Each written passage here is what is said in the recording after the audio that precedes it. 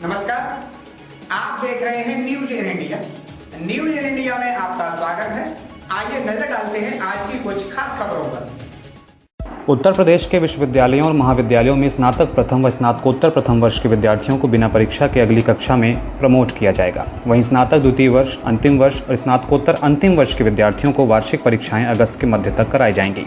उच्च शिक्षण संस्थानों में 13 सितंबर से शैक्षिक सत्र 2021-22 शुरू किया जाएगा। उप मुख्यमंत्री डॉक्टर दिनेश शर्मा ने मंगलवार को उच्च शिक्षण संस्थानों की परीक्षा की गाइडलाइन जारी करते हुए प्रायोगिक परीक्षाएं नहीं कराने की घोषणा की। प्रायोगिक परीक्षा के अंकों का निर्धारण लिखित परीक्षा के अंकों के आधार पर होगा, जबकि मौखिक परीक्षा ऑनलाइन ली जा सकेगी। परीक्षा की अवधि को 3 घंटे से बढ़ाकर 1.5 घंटे किया गया है। वहीं विद्यार्थियों को प्रश्न पत्र में 50% प्रश्नों को ही हल करना है। 31 अगस्त तक परीक्षा परिणाम भी घोषित कर दिए जाएंगे। उप मुख्यमंत्री ने बताया कि विश्वविद्यालय किसी पाठ्यक्रम विशेष की ऑनलाइन वार्षिक परीक्षा भी करा सकते हैं। इसके लिए उन्हें समक्ष प्राधिकारी से अनुमति लेनी होगी। उन्होंने बताया कि सभी विश्वविद्यालयों को अगस्त के मध्य तक वार्षिक परीक्षाएं आयोजित करानी होंगी। परीक्षा की तिथि और कार्यक्रम का निर्धारण विश्वविद्यालय अपने स्तर से करा सकेंगे। परीक्षा प्रणाली का सरलीकरण विश्वविद्यालय स्तर से किया जाएगा। विश्वविद्यालयों को एक ही विषय के सभी प्रश्न पत्रों को शामिल करते हुए एक ही प्रश्न पत्र बनाने पर विचार करने के निर्देश भी दिए गए हैं। विश्वविद्यालयों को मौजूदा परिस्थितियों और उनकी तैयारी के मद्देनजर बहुविकल्पीय OMR शीट और विस्तृत उत्तरीय प्रश्न पत्र के आधार पर परीक्षा कराने के निर्देश भी दिए गए हैं। उप मुख्यमंत्री ने आगे कहा, यदि कोरोना संक्रमित होने के कारण कोई विद्यार्थी परीक्षा में शामिल नहीं हो पाता है तो उन विद्यार्थी को उस पाठ्यक्रम या प्रश्न पत्र की विशेष परीक्षा में शामिल होने का अवसर दिया जाएगा। दिल्ली की सीमाओं पर नए कृषि कानूनों के खिलाफ किसान संगठन काफी लंबे समय से प्रदर्शन कर रहे हैं। इस बीच केंद्रीय कृषि मंत्री नरेंद्र सिंह तोमर ने बड़ा बयान दिया है। उन्होंने मंगलवार को कहा कि केंद्र सरकार कृषि कानूनों के अलावा अन्य मुद्दों पर आंदोलन कर रहे किसानों से बात करने को तैयार है। बता दें कि इस समय पूरा देश कोरोना की दूसरी लहर से जूझ रहा है। वही किसान संगठन और नेता पिछले साल नवंबर से 3 नए कृषि कानूनों के खिलाफ दिल्ली की सीमाओं पर आंदोलन कर रहे हैं और मोदी सरकार द्वारा लाए गए तीनों कृषि कानूनों का विरोध कर रहे हैं। केंद्र और किसानों के बीच 11 दौर की बातचीत हो चुकी है, लेकिन अभी भी कोई नतीजा नहीं निकला है। कृषि बिल किसान के हित में है। हमने किसानों से बातचीत की है। भारत सरकार आज भी किसानों से बातचीत करने के लिए तैयार है। किसान रिपील के अतिरिक्त जो विकल्प लेकर आएंगे, सरकार उस पर चर्चा करेगी और समाधान करेगी। तरक्की कभी ये नहीं पूछती कि आप कहां से आ रहे हो, बस ये पूछती है कि आप कहां जाना चाहते हो। तरक्की कभी ये नहीं पूछती कि आप कौन हो, बस ये पूछती है कि आप क्या बनना चाहते हो। तरक्की आपको कभी नए रास्ते दिखाएगी तो कभी नए दोस्तों से मिलवाएगी। बस आपको तय करनी है आपके तरक्की की रफ्तार। एक नई सोच और हर रोज कुछ बेहतर करने की प्रेरणा, अपने लिए और अपनों के लिए।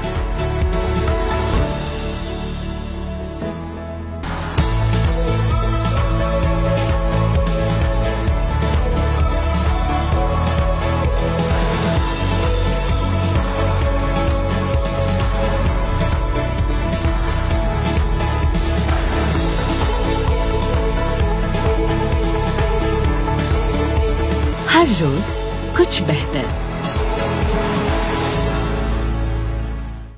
उत्तर प्रदेश के फिरोजाबाद में बुधवार को एक दर्दनाक वारदात सामने आई। बदमाशों ने चोरी के दौरान एक चौकीदार की हत्या कर दी। हत्या की जानकारी सुबह हुई। यह वारदात नंगला खंगर थाना क्षेत्र की है, जहां सराफे की दुकान में चोरी करते समय बदमाशों ने वहां सो रहे एक युवक यानी कि एक चौकीदार के हाथ पैर बांधकर उसकी हत्या कर दी। हत्या की जानकारी मिलने पर परिवार में कोहराम मच गया। पुलिस पूरे मामले की छानबीन कर रही है, लेकिन एक बात साफ है कि जिले के मुखिया के तेवर कितने भी सख्त क्यों ना हो, लेकिन बदमाशों पर इसका कोई फर्क नहीं पड़ता। जिसका जीता जागता उदाहरण ये है कि जिले में कप्तान तो बदले, लेकिन आपराधिक घटनाएं जस की तस हो रही हैं। आज एक थाना है नंगला खंगर, उससे सटा हुआ एक विकास बाजार कस्बा है। वहाँ पे नरेंद्र सिंह की दुकान थी, छोटी सी दुकान है, मतलब वो एक ही तल्ले की, एक कमरा कह लीजिए, उसके पीछे जंगल है। वहाँ पे रात में उसका सेंध काट के उनकी दुकान में, उनका आभूषण की दुकान थी, काफ़ी सामान ले गए हैं। जो भी बता नहीं पाए वो बताएंगे। दुखद पक्ष इसका यह है कि इसके पीछे एक व्यक्ति रहता था, रहमान, करीब 60-65 साल का था। ठेले वेले अपना काम करता था और पीछे इनकी दुकान के लेट जाता था, तो उसको रहने की जगह मिल जाती थी, इनको चौकीदार मिल जाता था, दोनों का अपना बगल में थाना भी है।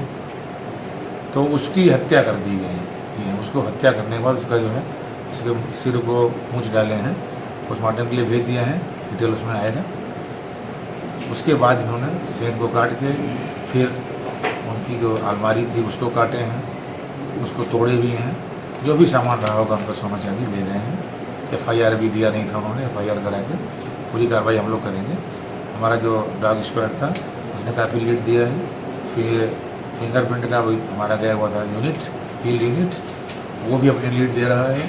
सर्विलांस में सेल हमारा लगा हुआ है और हर तरह से हम लोग, पीछे भी घटना एक हुई थी, वहाँ बता रहे थे पब्लिक वाले, मैं मौके पर गया था तो, कि 6 महीना पहले भी एक चोरी हुई थी, इसी तरह की थी, क्योंकि वो चोरी थी, कोई मरा नहीं था, कम सामान गया होगा, फाइनल रिपोर्ट लग गई थी, घटना खुल नहीं पाई थी। तो लेकिन हम उस घटना को भी, इस घटना को भी पूरा हर तरीके से अपने, अब वो तरीका बताना ठीक नहीं है पुलिस का, क्या क्या हम लोग यूज़ करेंगे, सर्विलांस सेल है, अपना जो भी करेंगे अपना जानकारी एकत्रित करेंगे, मुखबिरी के माध्यम से पुराने अपराधियों से पूछताछ करके हर तरीके से करके शीघ्रातिशीघ्र इसका हम अनावरण करेंगे। हरिद्वार में अपर रोड पर व्यापारियों ने बहुत दिनों से बंद पड़े बाजार खुलने पर खुशी जाहिर की। व्यापारियों ने सुनील सेठी, डॉक्टर नीरज सिंघल, संजय त्रवाल को मिठाई खिलाकर, मालाएं पहनाकर एक दूसरे का स्वागत किया। व्यापारियों ने एक स्वर में कहा कि बाजार खोलने और राहत पैकेज की मांग को इन तीनों साथियों ने लगातार उठाया था, पर उनके साथियों पर मुकदमे भी दर्ज किए गए। लेकिन लगातार इन सभी ने हर वर्गीय व्यापारी, चाहे वो ट्रैवल्स व्यापारी हो, चाहे होटल व्यापारी हो, सभी की आवाज़ बुलंद की। सुनील सेठी, नीरज सिंघल, संजय त्रवाल ने कहा कि सरकार के जनप्रतिनिधि कुछ भी कहें, लेकिन इस लड़ाई के हकदार वो सभी व्यापारी साथी हैं जिन्होंने हरिद्वार के हर व्यापारी की लड़ाई लड़ी। वो सभी बधाई के पात्र हैं। ये आधी जीत है। अभी 4 धाम यात्रा और राहत पैकेज, स्कूलों के फीस, बिजली पानी के बिल माफ़ी होने पर ही व्यापारी आम जन की जीत होगी, जिसके लिए कोरोना कर्फ्यू पूर्ण समाप्त होने पर आंदोलन किया जाएगा। हरिद्वार के व्यापारियों में आज व्यापारियों ने हमारे महानगर व्यापार मंडल, प्रांतीय उद्योग व्यापार मंडल के जिला अध्यक्ष, जिला महामंत्री, महानगर व्यापार मंडल के अध्यक्ष खड़े हैं। जिन लोगों ने संघर्ष करा है, हमारे साथ चले हैं, व्यापारी हमारा साथ दिया है धरने प्रदर्शन में, उनका भी आभार जताना चाहता हूँ, उनका भी धन्यवाद करना चाहता हूँ।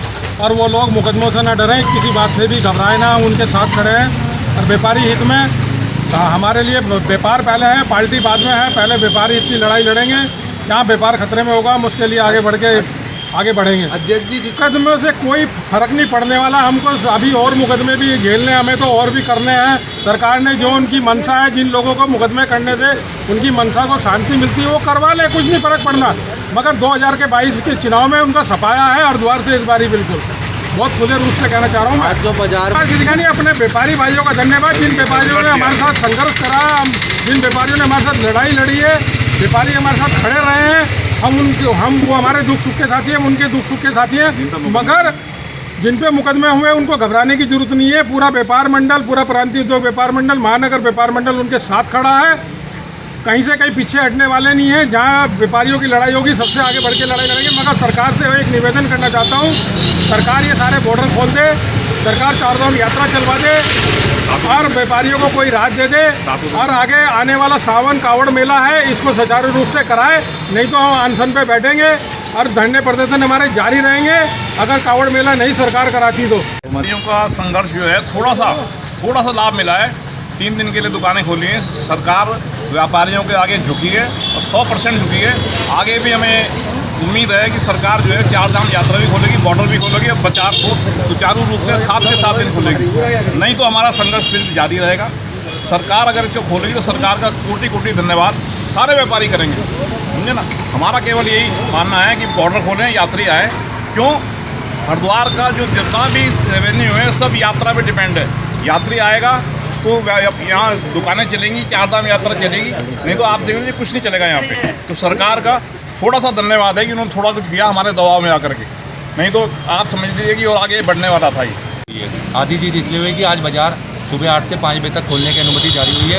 इसके लिए मैं किसी भी सरकार को बधाई नहीं दूंगा। सबसे पहले तो इसके लिए मैं हर उस व्यापारी को, हमारे जिलाध्यक्ष नीरज सिंघल जी को, इनके गुट को, और हमारे महामंत्री संजय तिरवाल जी को, और मेरे महानगर व्यापार मंडल के साथ चलने वाले सभी सम्मानित साथियों को, उनको बधाई दूंगा जिन लोगों ने सड़क पर उतरकर आंदोलन किया, और वो इस बधाई के असली पात्र हैं। और अभी हमारी जीत आधी हुई है। आधी जीत हमारी तब होगी जिस दिन ये चारधाम यात्रा सुचारू रूप से शुरू होगी, हमारे 1 साल के बिजली पानी के बिल, स्कूलों की फीस और में राहत पैकेज दिया जाएगा। उस दिन हम इसे पूरी जीत मानेंगे और उसी दिन हम किसी सरकार का धन्यवाद करने के लिए आभारी होंगे। अन्यथा सरकार ने व्यापारियों को जिस प्रकार पीड़ित किया है, ये सरकार व्यापारी हित में नहीं, व्यापार विरोधी सरकार है, इसकी हम निंदा करते हैं। और आज प्रत्येक उस व्यापारी की संघर्षशील करने वाले को बधाई देते हैं। और साथ ही हम उनसे बात करते हैं, दोहराते हैं जो संजय तिरवाल जी और नीरज सिंघल जी ने कही कि किसी भी प्रकार के मुकदमे से उन्हें डरना नहीं है। उन्होंने व्यापारी हित में काम किया है। किसी नंबर 2 के काम में वो लोग सजावार नहीं कहलाए जाएंगे। उन्होंने सिर्फ व्यापारी हित के लिए लड़ाई लड़ी है, उनके साथ हम खड़े हैं। इसी के लिए मांग नहीं करते कि किसी पे मुकदमे दर्ज हो। जिसने सत्ता पक्ष ने या किसी ने भी जिसने भी हमारे ऊपर मुकदमे दर्ज कराए, हम उनका धन्यवाद करते हैं। उन्होंने हमारे को इस हरिद्वार के व्यापारी का सच्चा हितैषी बताने का कार्य किया है, हम उनका धन्यवाद करते हैं। शाहजहांपुर पुलिस ने सामूहिक आत्महत्या मामले का खुलासा कर दिया है। पुलिस ने परिवार के चारों सदस्य की आत्महत्या के आरोपी सूदखोर अविनाश को गिरफ्तार कर लिया है। पुलिस ने मामले का खुलासा करते हुए बताया कि सूदखोर अविनाश ने मृतक के परिवार को प्रताड़ित किया था। सूदखोर की प्रताड़ना से तंग आकर पूरे परिवार ने फांसी लगाकर आत्महत्या कर ली थी। साथ ही पुलिस ने बताया कि सूदखोर ने मृतक अखिलेश के मकान की जबरन रजिस्ट्री करा ली थी और आरोपी अविनाश मृतक अखिलेश से जबरन उसी के मकान का किराया वसूल करता था। आपको बता दें कि बीते सोमवार को शहर कोतवाली क्षेत्र स्थित कच्चे कटरा मोहल्ले में रहने वाले अखिलेश गुप्ता ने अपनी पत्नी और 2 बच्चों के साथ सुसाइड कर लिया था। पुलिस को चारों के शव घर में लटके मिले थे। साथ ही पुलिस को मौके से एक सुसाइड नोट भी मिला था, जिसमें आर्थिक तंगी और कर्ज से परेशान होने के चलते आत्महत्या जैसा कदम उठाने की बात लिखी थी। कल यहाँ कच्चा कटरा मोहल्ला थाना कोतवाली अंतर्गत अखिलेश गुप्ता के परिवार में 4 सदस्य, उन्होंने रस्सी से लटक कर अपने ही निवास पर आत्महत्या कर ली थी। इस के संबंध में थाना कोतवाली में अभियोग पंजीकृत कराया गया था, जिसका क्राइम नंबर 271/221 धारा 306 IPC। इसमें जो अभियुक्त हैं उनके वहाँ मौके पर प्राप्त जो सुसाइड नोट था, उसके आधार पे अविनाश उर्फ आकाश वाजपेयी, जो थाना काट क्षेत्र का रहने वाला है, वो अभियुक्त था। इसकी गिरफ्तारी के लिए कल से लगातार टीमें इसके संभावित ठिकानों पर दबिशें दे रही थी। आज अभी 1600 बजे करीब ये थाना अल्लाहगंज के अंतर्गत हुल्लापुर चौराहे से इसको गिरफ्तार कर लिया गया है थाना कोतवाली टीम द्वारा, और इसे यहाँ थाने पर दाखिल किया जा रहा है। प्रारंभिक पूछताछ में इसके द्वारा बताया गया कि ये काफ़ी लोगों से इसको अपने मार्फत इसने कर्ज दिलवाया था मृतक अखिलेश गुप्ता को, और 2019 में अखिलेश गुप्ता के मकान की रजिस्ट्री इसने करा ली थी और उसका दाखिल खारिज भी हो गया था। और इसके पश्चात इसको अपना किराएनामा बनवाकर एज ए किराएदार उस मकान में रखे था। बाद में लगातार पैसे का तकादा करता रहा और अंत में अभी कुछ दिन पहले उसने एक लीगल नोटिस भी दी उसके एविक्शन के लिए, मकान खाली करने के लिए। तो इन्हीं सब दिक्कतों की वजह से अवसाद में आ गया पूरा परिवार और इसकी वजह से ऐसा कदम उन्होंने उठाया। तो इससे और भी गहनता से पूछताछ की जा रही है। ये जो रजिस्ट्री इत्यादि के कागजात हैं उनको as a evidence case diary में शामिल किया जाएगा।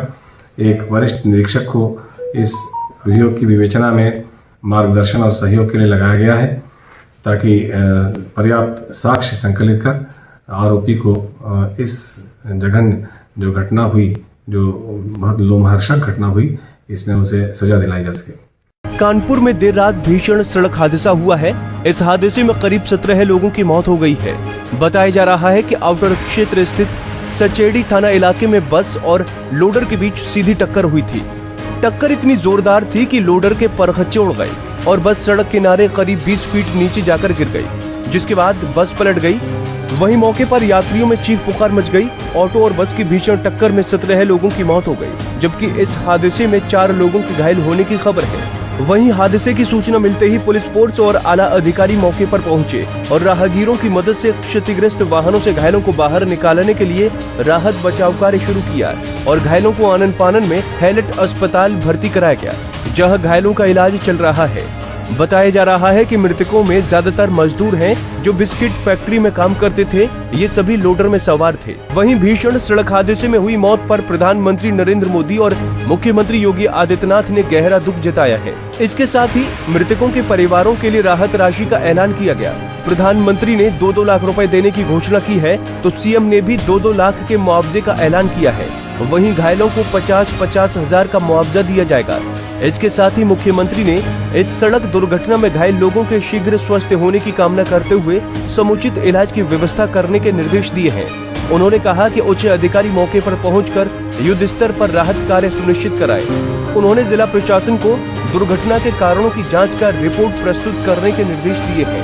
देखिए, ये सेकेंडरी थाना क्षेत्र जो कानपुर आउटर में पड़ता है, वहाँ पर एक बस और लोडर के बीच में ये आमने सामने की टक्कर हुई है, जिसके टक्कर के उपरांत बस पलट गई।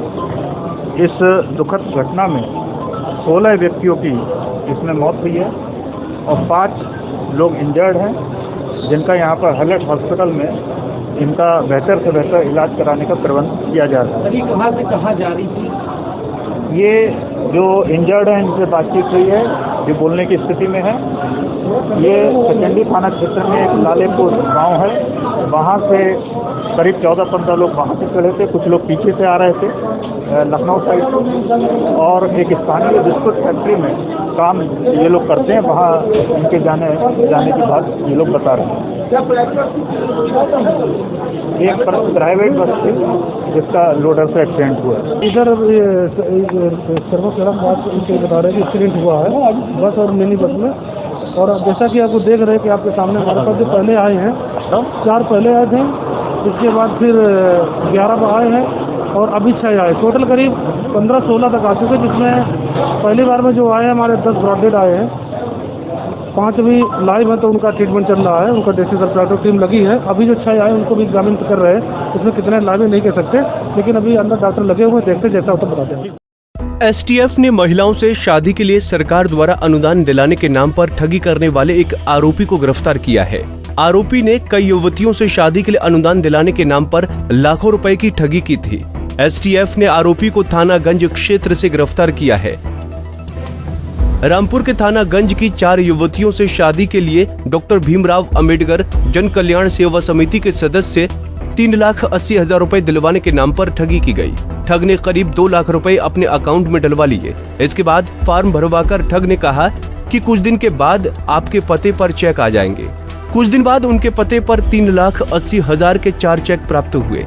चेक बैंक में लगाए तो सभी चेक बाउंस हो गए। शिकायत मिलने पर बरेली एसटीएफ को जांच सौंपी गई। जांच में प्रकरण फर्जी पाए जाने पर 7 जून को एसटीएफ ने मुख्य आरोपी इस्लाम को मोहम्मद तालाब मुल्ला एरम से गिरफ्तार कर लिया। आपको बता दें कि इस्लाम हुसैन जो भेसिया ज्वालापुर थाना बिलासपुर का रहने वाला है, इसने थानागंज की 4 महिलाओं को झांसा दिया कि शादी के लिए प्रत्येक महिला को 3,80,000 रुपए डॉक्टर भीमराव अंबेडकर जन कल्याण सेवा समिति द्वारा दिलवाए जाएंगे। जब महिलाओं को अनुदान नहीं मिला तो महिलाओं ने शासन से इसकी शिकायत की। शासन ने एसटीएफ टीम को लगाया। एसटीएफ की बरेली शाखा ने इस्लाम हुसैन को गिरफ्तार कर लिया।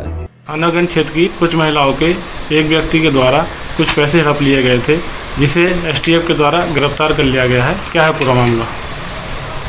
इस्लाम हुसैन पुत्र इंतजार जो ज्वालापुर भैंसिया थाना बिलासपुर का रहने वाला है, इसने थानागंज क्षेत्र की 4 महिलाओं को झांसा दिया कि उनकी शादी के लिए प्रत्येक महिला को 3,80,000 रुपया डॉक्टर भीमराव अंबेडकर जन कल्याण सेवा समिति से अनुदान के रूप में दिलवा देगा।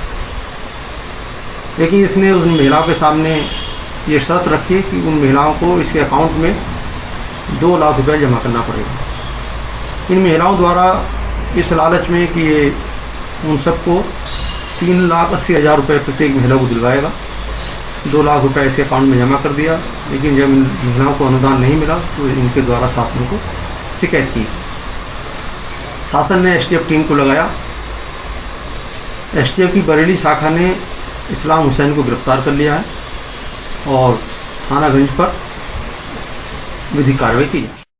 यूपी के जनपद मैनपुरी में एक किशोरी को कुछ युवकों ने अगवा करने के बाद सामूहिक दुष्कर्म किया और शाम को उसे गांव के बाहर छोड़कर फरार हो गए।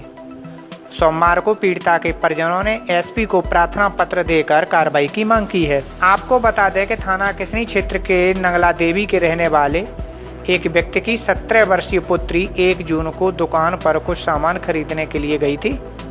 तभी गांव कुंभौल निवासी 3 आरोपी उसकी पुत्री को जबरन गाड़ी में बिठाकर ले गए।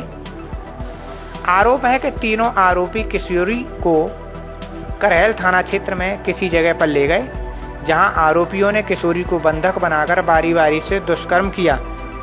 अगले दिन शाम के समय किशोरी को गांव कुंभौल के पास छोड़कर भाग गए। किशोरी ने घर पहुंचने के बाद परिजनों को आपबीती बताई। पीड़िता थाने में शिकायत लेकर गई, लेकिन कोई सुनवाई नहीं हुई।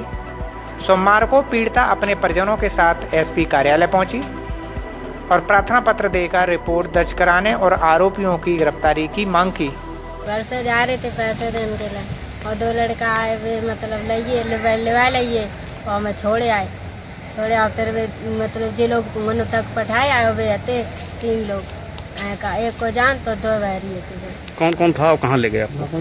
तो पता नहीं, एक जावेद तो और 2 लड़का और कोई थे, बिना हम जानते नहीं।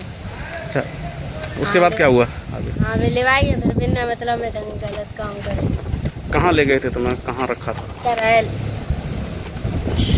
करहल में कहाँ कोई जगह थी, कोई कमरा था, कहाँ किस तरीके से रखा? कमरा। कितने समय तक आपको रखा? 1 बजे एक टाइम पे लगाइए, 1 बजे एक टाइम पे लगाइए। अच्छा, कितने समय तक रखा? सुबह तक, मतलब सुबह तक रखो और फिर बाद में छोड़िए हमें चकाने स्कूल तक। अच्छा, जब वहाँ रखा रात भर आपको रखा, बंधक बना के रखा था, निकलने नहीं दिया था? नहीं। कोई गलत काम भी आपके साथ किए? हाँ, गलत काम करे। गलत काम किसने किसने किया? वो 2 लोग थे बिन्ना और 1 लोग और थे। और कौन जो लेके गया था साथ? क्या नाम? जावेद। थाने गए थे? थाने से क्या कार्रवाई? थाने में गए थे, उन्होंने मतलब रिपोर्ट करी जाए, फिर कुछ करो नहीं गए घर और वाला लड़का पकड़ लिया कि हम 20,000 रुपया बदे जमानत करवा ले छुटवाए। मेरे द्वारा तत्काल FIR दर्ज करने का आदेश भी दिया गया था। FIR दर्ज भी हो गई है। क्राइम नंबर 232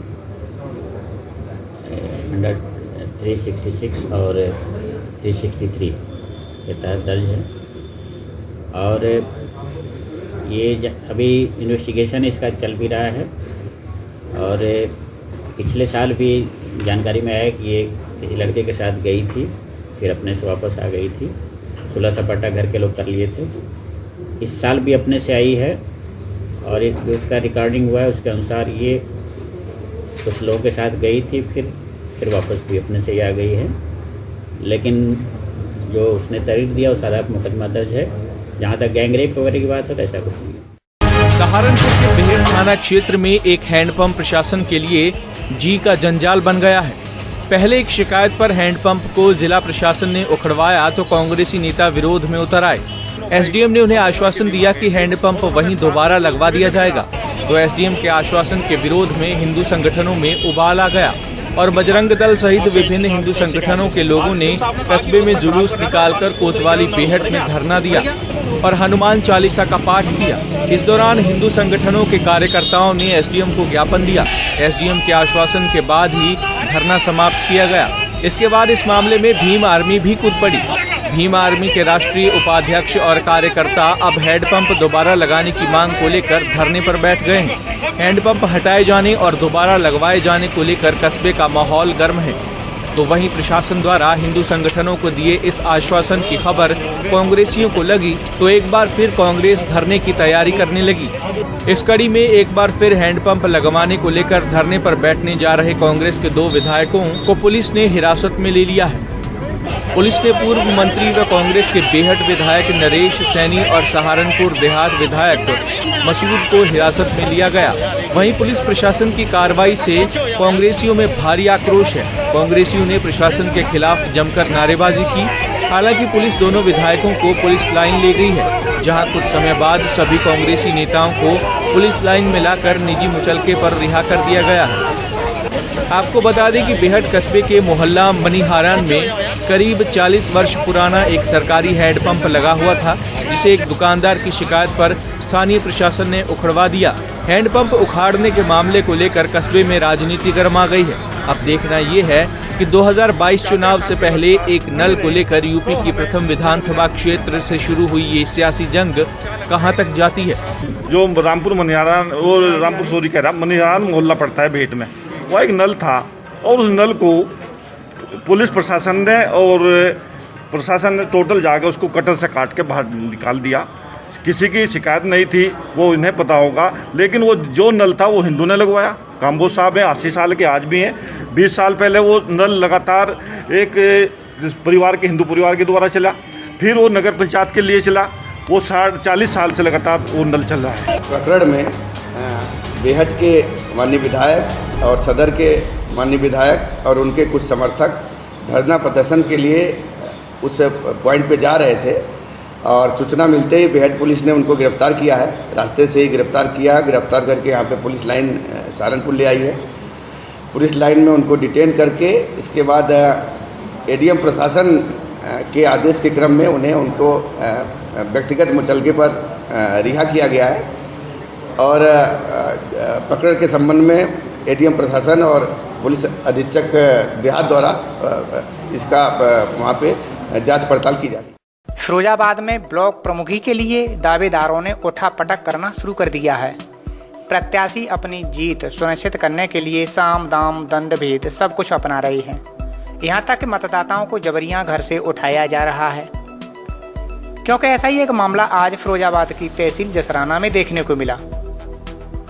आपको बता दें कि जसराना विधानसभा से भाजपा विधायक रामगोपाल उर्फ पप्पू लोधी की पत्नी संध्या राजपूत जसराना ब्लॉक से ब्लॉक प्रमुखी की दावेदार हैं। जसराना ब्लॉक में बीडीसी सदस्यों की संख्या है 63 और संध्या राजपूत को जीतने के लिए चाहिए 32 सदस्य। यहाँ से 2 दावेदार चुनाव मैदान में हैं। एक है निकमला देवी और दूसरी है संध्या राजपूत। दोनों में वर्चस्व की जंग जारी है, क्योंकि दोनों ही दावेदार भाजपा के हैं। मामला आज सुबह का है, जब गांव नगला हरी सिंह निवासी बलवंत सिंह अपने खेत पर ट्रैक्टर चला रहा था। खेत पर ही विधायक रामगोपाल उर्फ पप्पू लोधी के समर्थक पहुंच गए। उन्होंने बलवंत को साथ चलने के लिए कहा तो बलवंत ने मना कर दिया और पप्पू लोधी के समर्थकों को गुमराह करते हुए गांव में आकर छिप गया। लेकिन फिर भी पप्पू लोधी के समर्थकों ने उसे दबोच लिया और अपने साथ ले गए। रोटी खा रहे हम, हाँ। और रोटी खाए बलवंत बैठे हमारे यहाँ। ऐसे विधायक ने हमने कहा था बापे बुला हुआ है कोल्ड में, हाँ। तो मैंने कोल्ड में मन जाइयो। कोल्ड में पहुंच गए तो तुम पकड़े जाओगे वहाँ पे, हाँ। अब घरे रहो, यहाँ न करे तो रिश्तेदारी में जाओगे वहाँ पे, हाँ। जब तुम्हारी बात सेटल है ताकि बात चले जाइयो, हाँ। हम रोटी खाता भाई तो विधायक की गाड़ी आएगी, हाँ। और गाड़ी आएगी तो मैंने की बताइयो मत ही, और या तो यहाँ पे अगर सुविधा बजाए थे, और जाके संजू के छोटे भैया में रहता है मैंने कि भैया रोटी खा रहा हूँ। अरे तुम्हारे घर में हमें बबू ने नहीं मैंने करी है जाना है। अरे हैंगे भीतर हैंगे, और भीतर जाए भैया जानता तो है बलवंत तो यही है। बैठ परे तो मैंने कहा देख ले, तब जाए बुला ले आली गात है तो बात कर लो इतनी बात भैया, फिर यही बुला ले तो बात करे फिर उठाए के बैठ डाल लेगा को लेगा। अरे जबरदस्ती फोन पे बात कर रहे वो कर रहे हमें बात मित्र कराओ बिनता कराओ चले में का परेशानी पड़ रही मैंने पेंट पहरे आन दो भैया मुझे क्या बात है। हाँ 2-4 जने जाओ संगे लगे कोई भजना जाए फिर बैठा ले बैठा के लगे मोटरसाइकिल पे आया था बिल लगा संजू को मोटरसाइकिल बैठा लेगा पीछे गाड़ी गई है मैंने क्या था बाग पीछे गाड़ी विधायक की। विधायक का क्या नाम है? पप्पू लोधी रामगोपाल नहीं रामगोपाल थे, आपने पहचान लिए थे? अरे पहचान लिया 5 हुए हमने विधायक थे। जैसे ही ये खबर उसकी पत्नी सीमा देवी को लगी तो वह जिले के कप्तान के पास पहुंची और अपनी पूरी बात बताई। सुना जा रहा है कि एसपी ने तुरंत पप्पू लोधी से संपर्क साधा और कहा कि बलवंत सिंह जहां भी हो उसके परिजनों के हवाले उसे कर दें, अन्यथा आपके खिलाफ अपहरण का मुकदमा दर्ज हो जाएगा। अब यहाँ एक बात उभर कर आती है कि यदि रामगोपाल उर्फ पप्पू लोधी ने बलवंत को नहीं लौटाया तो शाम तक उनके खिलाफ अपहरण का मुकदमा दर्ज होगा, और यदि लौटा दिया तो क्षेत्र में सिवाय बदनामी के अलावा कुछ हासिल नहीं होगा। पहन पाए। कहाँ से आए थे पति? ट्रैक्टर चलाइए। फिर कितने आदमी आए तुम्हारे घर? मेरे घर पे तो एक ही गो। फिर पता नहीं, और नीचे आते। हाँ मैं सो रही थी। हाँ क्या बेका है अपनी मोह न मालूम। हाँ। तो मुझे सक्सी हुई, सो मैं उठ के फिर देख भी आओ नीचे। हाँ तो तब तक वे लोग चले गए। हाँ और पति संग ले गए। हाँ। तो कपड़े पहन लिए थे पति ने? नहीं पहने, हम कह रहे सिलेंडर का अच्छा मत लड़का है, छोटा बच्चा है, हाँ पैंट उठाए ले, वो लड़ा कभी चू नहीं पहने थे।